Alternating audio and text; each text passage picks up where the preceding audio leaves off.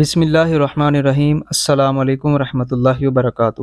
حضرت آدم علیہ السلام کی زندگی میں ان کے دو بیٹوں حابیل اور قابیل کا ایک اہم واقعہ رونما ہوا، جسے قرآن کریم میں بھی بیان کیا گیا ہے، جس کی تفصیل آج ہم سنیں گے۔ حضرت آدم علیہ السلام اور حضرت حوا رضی اللہ عنہا کو اللہ تعالیٰ نے اپنی قدرت سے پیدا فرمایا، پھر جب ان دونوں کے ملاپ سے نسل انسانی کی ابتدا فرمائی، جیسا کہ ارشاد باری تعالیٰ ہے، اے لوگو اپنے رب سے ڈرو جس نے تمہیں ایک جان سے پیدا کیا اور اسی میں سے اس کا جوڑا پیدا کیا، اور ان دونوں سے کثرت سے مرد و عورت پھیلا دیے۔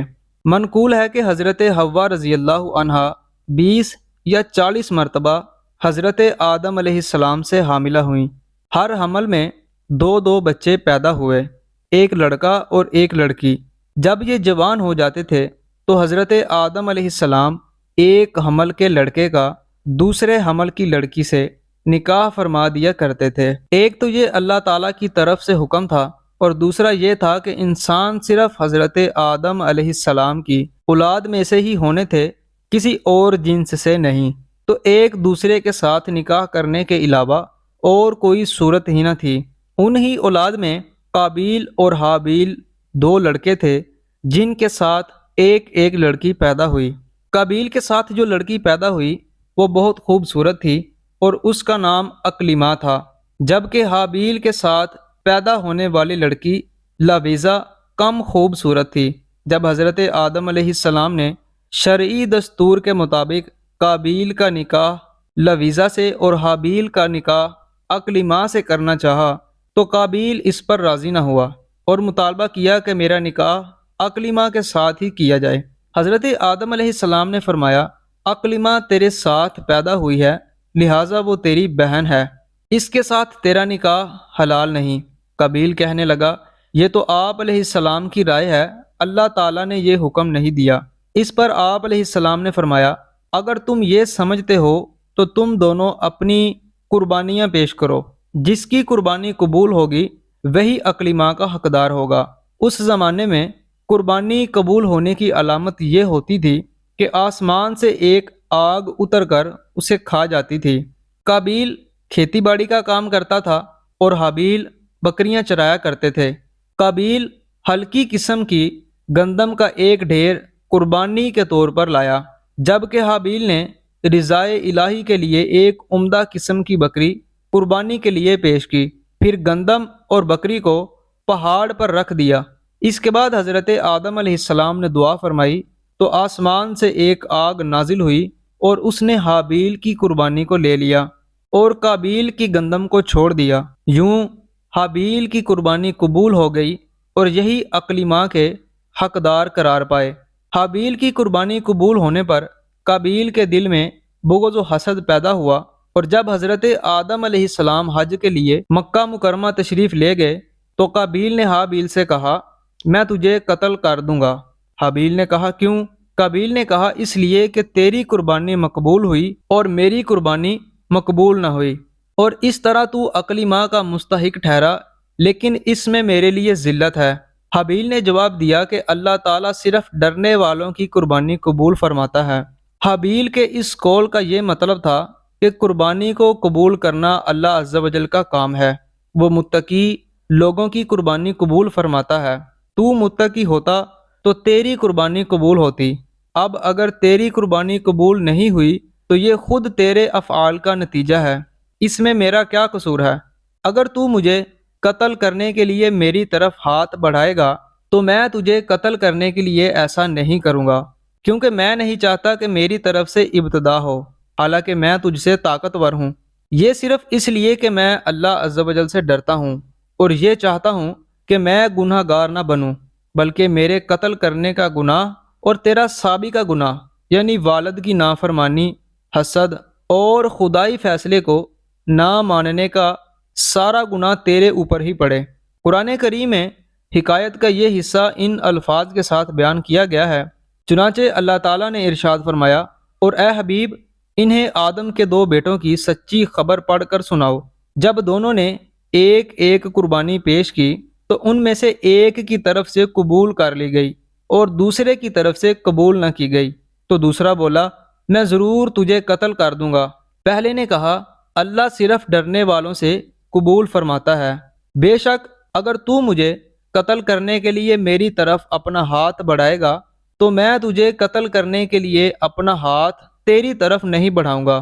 میں اللہ سے ڈرتا ہوں جو سارے جہانوں کا مالک ہے۔ میں تو یہ چاہتا ہوں کہ میرا اور تیرا گناہ دونوں تیرے اوپر ہی پڑ جائیں تو دوزخی ہو جائے، اور ظلم کرنے والوں کی یہی سزا ہے۔ حابیل کی خوف خدا پر مشتمل اس تمام گفتگو کے بعد بھی قابیل اپنی شہوت کی تسکین کے لیے نفس امارہ کے شر کا شکار ہو کر اپنے بھائی کو قتل کرنے کے ارادے پر ڈٹا رہا، اور آخر کار قابیل نے حابیل کو کسی طریقے سے قتل کر دیا اور یوں دنیا و آخرت کا خسارہ اٹھایا۔ اللہ تعالیٰ نے قرآن مجید فرقان حمید میں ارشاد فرمایا تو اس کے نفس نے اسے اپنے بھائی کے قتل پر راضی کر لیا تو اس نے اسے قتل کر دیا، پھر وہ نقصان اٹھانے والوں میں سے ہو گیا۔ حابیل کو قتل کرنے کے بعد قابیل حیران و پریشان ہوا کہ اب اس لاش کا کیا کرے، کیونکہ اس وقت تک کوئی انسان مرا ہی نہ تھا۔ چنانچہ ایک وقت تک وہ لاش کو اٹھا کر یوں ہی پھرتا رہا۔ پھر جب اسے لاش چھپانے کا کوئی طریقہ سمجھ نہ آیا تو اللہ عز و جل نے انسانوں کی تدفین کا طریقہ سکھانے کے لیے ایک کوا بھیجا۔ چنانچہ یوں ہوا کہ دو کوے آپس میں لڑ پڑے، ان میں سے ایک نے دوسرے کو مار ڈالا، پھر زندہ کوے نے اپنی چونچ اور پنجوں سے زمین کورید کر گڑھا کھودا، اس میں مرے ہوئے کوے کو ڈال کر مٹی سے دبا دیا۔ کوے کا واقعہ دیکھ کر قابیل کو شرم آئی کہ مجھے اس کوے جتنی بھی سمجھ نہ آئی کہ اپنے بھائی کی لاش چھپا لیتا۔ پھر قابیل نے بھی زمین کھود کر حابیل کی لاش کو دفن کر دیا۔ قرآن کریم میں ہے پھر اللہ تعالیٰ نے ایک کوا بھیجا جو زمین کورید رہا تھا تاکہ وہ اسے دکھا دے کہ وہ اپنے بھائی کی لاش کیسے چھپائے۔ کوے کا واقعہ دیکھ کر قاتل نے کہا ہائے افسوس، میں اس کوے جیسا بھی نہ ہو سکا کہ اپنے بھائی کی لاش چھپا لیتا، تو وہ پچھتانے والوں میں سے ہو گیا۔ حابیل کو قتل کرنے کے بعد قابیل کا بہت برا حال ہوا۔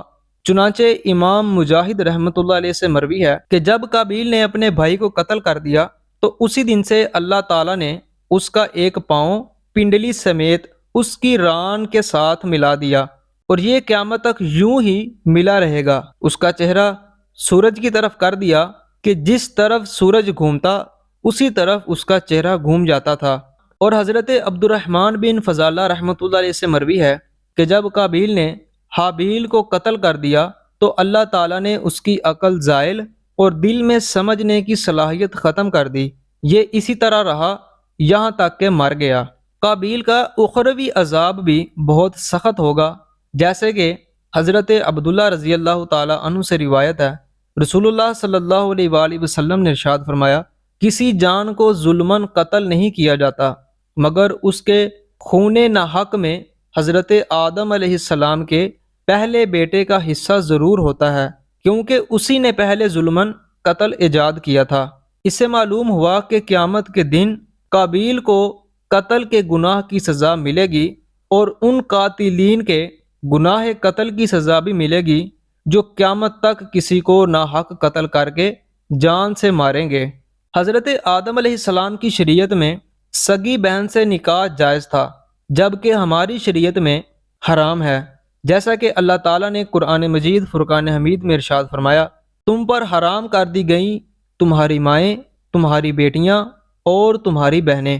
جب کوئی ناحق قتل کے ارادے سے حملہ کرے تو اس وقت جان بچانے کے لیے مزاحمت اور دفاع کرنا واجب ہے، لیکن دھمکی ملنے پر حابیل کے اس جواب بے شک اگر تو مجھے قتل کرنے کے لیے میری طرف اپنا ہاتھ بڑھائے گا تو میں تجھے قتل کرنے کے لیے اپنا ہاتھ تیری طرف نہیں بڑھاؤں گا، اس سے یہ ظاہر ہوتا ہے کہ قتل کے وقت حابیل نے مزاحمت سے انکار کر دیا تھا اور یہ حکم شرع کے خلاف ہے۔ مفسرین نے اس کے متعدد جوابات دیے ہیں۔ حابیل کا یہ کلام واعظ و نصیحت کے طور پر تھا تاکہ قابیل کے دل میں ناحق قتل کرنے کی قباحت بیٹھ جائے اور وہ قتل سے باز رہے۔ حابیل نے اپنے دفاع کے لیے ہاتھ بڑھانے کی نفی نہیں کی، بلکہ قتل کرنے کی غرض سے ہاتھ بڑھانے کی نفی کی تھی۔ ندامت توبہ میں داخل ہے، جیسا کہ حدیث پاک میں ہے، ندامت توبہ ہے۔ لہذا جب قابیل نے اظہار ندامت کیا تو وہ توبہ کرنے والوں میں سے ہو گیا، پھر اس کی توبہ قبول کیوں نہ کی گئی؟ اس کا جواب یہ ہے کہ وہ ندامت توبہ میں داخل ہے جو گناہ پر ہو، اور قابیل کی ندامت اپنے گناہ قتل پر نہ تھی بلکہ اس پر تھی کہ دفن کرنے کا طریقہ کوے سے کیوں معلوم ہوا، خود اس کے ذہن میں یہ طریقہ کیوں نہیں آیا۔ گناہ ایجاد کرنا گناہ کرنے سے بھی زیادہ اور نقصان دہ عمل ہے، کیونکہ گناہ کرنے کی صورت میں اپنے ہی گناہ کی سزا ملے گی، جبکہ گناہ ایجاد کرنے کی صورت میں اپنے گناہ کے ساتھ ساتھ بعد میں ارتکاب کرنے والے تمام افراد کا گناہ بھی کھاتے میں آئے گا، اور یوں اس کے گناہوں کا میٹر مسلسل چلتا رہے گا، اگرچہ دوسروں کو بھی ارتکاب گناہ کی سزا ملے گی۔ قابیل کے افعال بد سے ظاہر ہوا کہ کسی کو ناحق قتل کرنے پر ابھارنے اور فتنہ و فساد کا ایک بہت بڑا سبب ناجائز عشق مجازی ہے، جس میں آج کل لوگ شرم و حیا کو بالائے طاق رکھ کر اور پردے کے اسلامی احکام کی پابندی نہ کرنے کی وجہ سے دھڑا دھڑ مبتلا ہو رہے ہیں، جس کی وجہ سے قتل و غارت گری کا بازار بھی گرم رہتا ہے۔ قابیل عورت کے حسن پر فدا ہوا، اور حسن پرستی انتہائی خطرناک عمل ہے۔ حدیث پاک میں ہے، عورت کے محاسن کی طرف نظر کرنا ابلیس کے زہر آلود تیروں میں سے ایک تیر ہے۔ قابیل نے نفسانی خواہش اور شہوت کے تقاضوں پر عمل کیا اور اس کی تکمیل کے لیے شرعی حدود کو پامال کیا۔ ایسی شہوت و خواہش تباہ کن ہے، اور اسے قابو میں رکھنا بہت ضروری ہے، جس کا بہت مفید طریقہ نگاہ و دل کی حفاظت اور روزوں کی کثرت ہے۔ قابیل نے قتل کی دھمکی دے کر اپنے بھائی کو ڈرایا اور اسے دہشت زدہ کیا، اور یہ چیز حرام ہے۔ حدیث پاک میں ہے، کسی مسلمان کے لیے حلال نہیں کہ وہ دوسرے مسلمان کو دہشت زدہ کرے۔ قابیل نے اپنے بھائی کو ناحق قتل کیا۔ حدیث پاک میں ہے، جس نے کسی مسلمان کو قتل کیا اور اس پر خوش ہوا تو اللہ تعالیٰ اس کا نہ کوئی فرض قبول فرمائے گا اور نہ کوئی نفل۔